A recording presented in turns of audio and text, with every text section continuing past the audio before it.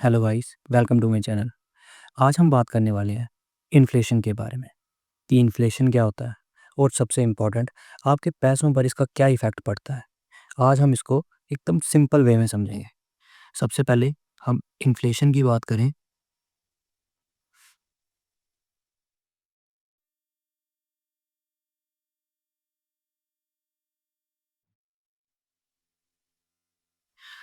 Inflation की बात करें, इन्फ्लेशन का मतलब क्या होता है?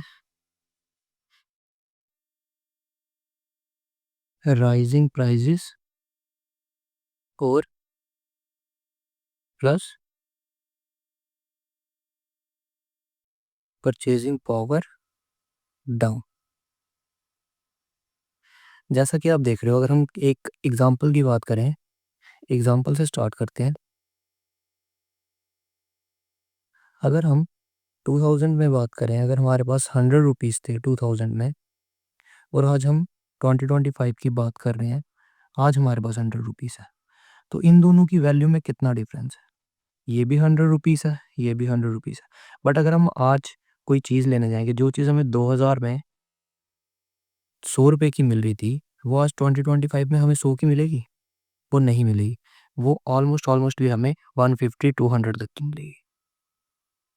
इसे कहते हैं इन्फ्लेशन। इसके रीज़न्स क्या होते हैं? मेन बात आती है कि इन्फ्लेशन है क्या? इसके कारण क्या है? अगर हम इसके रीज़न्स की बात करें, इसके रीज़न्स 3 रीज़न्स होते हैं इसके। सबसे पहला डिमांड पुल, दूसरा कॉस्ट पुश और तीसरा मनी फ्लो। अब हम इन तीनों के बारे में हल्का-हल्का डिस्कशन कर लेते हैं। डिमांड पुल की अगर हम बात करें, तो जब डिमांड सप्लाई से ज़्यादा होती है, जैसे फेस्टिवल सीज़न्स आते हैं, तो चीज़ों के रेट्स एकदम से बढ़ जाते हैं। डिमांड ज़्यादा हो जाती है, बट उतनी सप्लाई नहीं होती, तो उसकी वजह से क्या होता है? महँगाई बढ़ जाती है। एक तो उससे इन्फ्लेशन होती है, दूसरा होता है कॉस्ट पुश। जैसे आप कोई चीज़ ख पहले मैन्युफैक्चरर को कोई चीज़ बनाने में कम खर्चा आ रहा था, लेकिन एकदम से पीछे रॉ मटेरियल का खर्चा बढ़ गया, उसकी वजह से किसी चीज़ का कॉस्ट हाई हो गया। अगर उसको कॉस्ट हाई बढ़ रहा है, तो वो आगे बेचेगा भी हाई कॉस्ट में। दूसरा रीज़न ये हो जाता है। अब थर्ड, अब जब क्या होता है, मार्केट में ज़्यादा पैसा आ जाता है, तो उसकी वैल्यू गिरने लगती है। अब आरबीआई पीछे से मनी इश्यू करना स्टार्ट कर दे, ज़्यादा से ज़्यादा नोट प्रिंट करे, तो उससे क्या होगा? मनी की वैल्यू धीरे-धीरे कम होती जाएगी, क्योंकि जो चीज़ अबंडेंस में मार्केट में पाई जाती है, उसकी वैल्यू धीरे-धीरे कम हो जाने लगती है। तीसरा हो गया मनी फ्लो। अब हम बात करते हैं इसका, मतलब क्या कॉजेज़ हैं? इन्फ्लेशन के कॉजेज़ हैं क्या मेन? सबसे पहला तो ये जो प्राइस इंक्रीज़ हो रहा है, प्राइस इंक्रीज़ होने की वजह से हम चीज़ें नहीं ले पा रहे हैं। मनी इतना है नहीं लोगों के पास, बट प्राइस इंक्रीज़ हो रहे हैं। और दूसरा, परचेज़िंग पावर ही नहीं है। अगर एक पर्सन शाम को ₹500 कमा के घर आता है, बट उसके पास इतनी पावर ही नहीं है, महँगाई इतनी हो गई है, जो चीज़ ₹100 की आती थी, वो अब मिल ही ₹500 की रही है या फिर ₹600 की रही है, तो वो बंदा उस चीज़ को अफ़ोर्ड कैसे करेगा? परचेज़िंग पावर ही नहीं होगी। तो यही कुछ रीज़न्स होते हैं इन्फ्लेशन के। अब मेन आता है कि इन्फ्लेशन का असर असर आप पे कैसे पड़ता है। एक तो आपकी सेविंग्स, आपका बैंक में पैसा पड़ा होता है। अब आपका बैंक में पैसा पड़ा है, वो 2000 में आपने डाला था, तो वो ₹100 आपने इन्वेस्ट करा था। इन्वेस्ट बोल रहा हूँ, डिपॉज़िट करा था। आज 2025 है। इंटरेस्ट रेट कभी भी बैंक का इसको बीट नहीं कर सकता, इन्फ्लेशन को। वो ₹100 की वैल्यू तो ₹100 ही रह गई। बट जो चीज़ हमें तब 2000 में ₹100 की मिल रही थी, आज वो मिल रही है ₹200 की। आपका तो 50% वैल्यू डाउन होगी ना मनी की।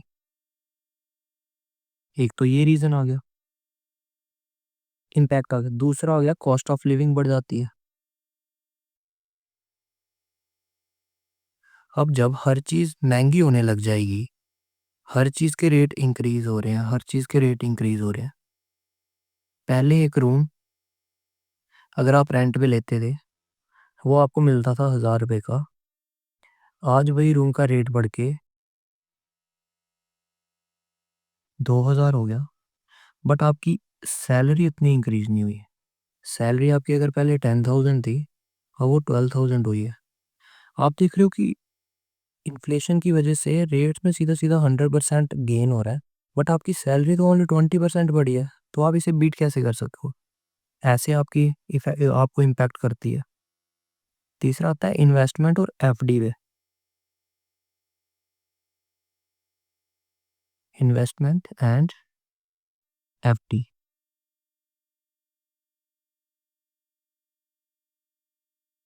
स्टॉक्स जो होते हैं और रियल एस्टेट, ये दोनों ऐसी चीज़ें हैं जो इन्फ्लेशन को बीट कर सकती हैं।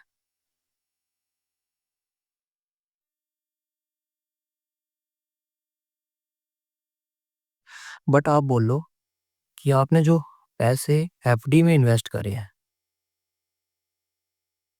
क्या वो इन्फ्लेशन को बीट कर पाएँगे? नहीं, ये कभी भी इन्फ्लेशन को बीट नहीं कर पाएँगे। अब हम बात करने वाले हैं कि इससे हम बच कैसे सकते हैं?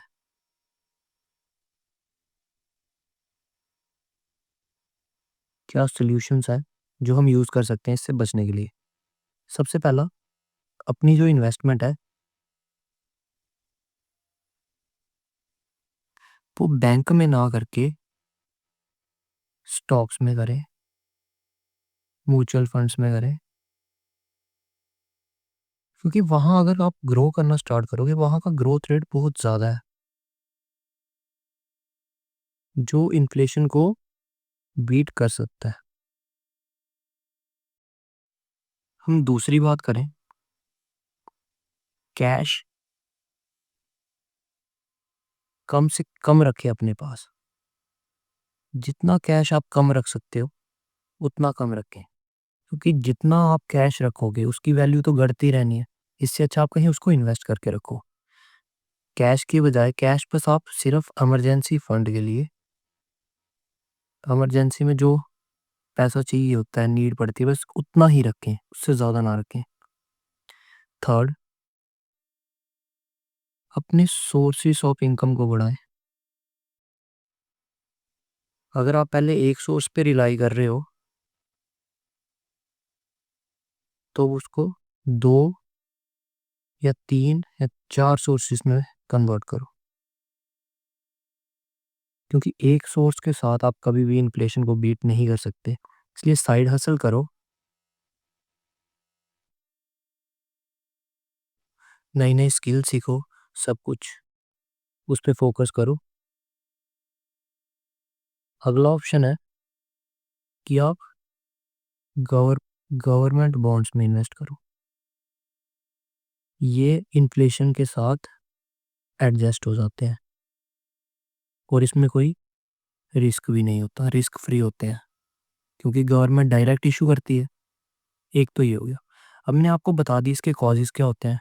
अब मैंने बता दी इसके सॉल्यूशंस भी क्या होते हैं। हम कंक्लूड करते हैं इस सेशन को।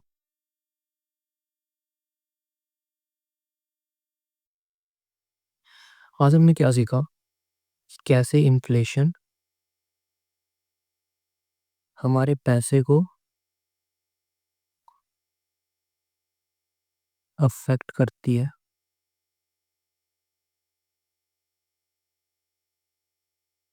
क्या कॉजेज़ होते हैं? क्या इसके सॉल्यूशंस होते हैं? इन्फ्लेशन तो मैं आपको बताता हूँ एक रियलिटी है। लेकिन अगर हम स्मार्ट फाइनेंशियल प्लानिंग करें, तो हम अपने पैसों की वैल्यू बचा सकते हैं। तो मेरी वीडियो अगर आपको हेल्पफुल लगी हो, तो आप डिकोडेड बाय रजत चैनल को सब्सक्राइब करें। कमेंट में बताएँ कि आप कैसे इन्फ्लेशन से डील कर रहे हैं। Thank you guys.